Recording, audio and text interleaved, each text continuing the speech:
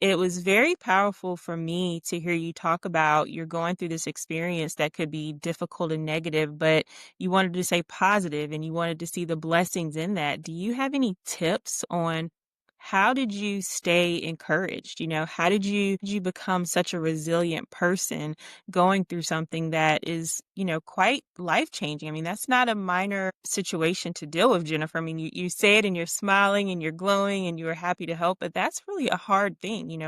What kept you going and how did you look for the positive? First of all, I was born stubborn. I have to do full transparency. Very competitive and very stubborn. So those qualities help. You don't want to be defeated by anything. It wasn't easy every day.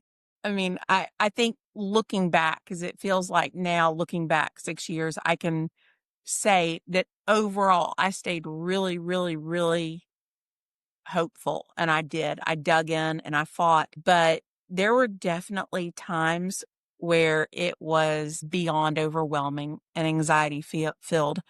For a lot of it, I think it's because my personality, I'm very type A. I like to be in control. And the cancer journey really, I mean, it knocked me off my feet because I wasn't in control for the first time.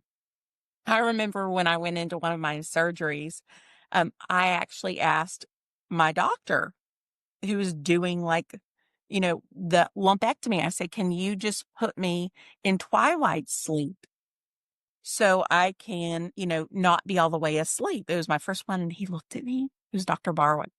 And he was like, Jennifer, what are you going to do? Are you going to help me do the surgery? And I was like, no, I just thought I could help. And he was like, I'll never forget this. He said, let me ask you something.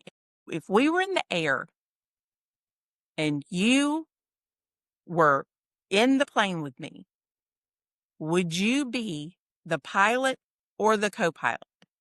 And I said, he said, or the passenger. I said, I would be the pilot. He said, well, I'm the plane. So sit back, let me do my job. And so it was a big lesson. It was a big lesson just in being patient, realizing you're not in control. And I think if I could go back 6 years and redo the whole process, I would have let a lot of things go.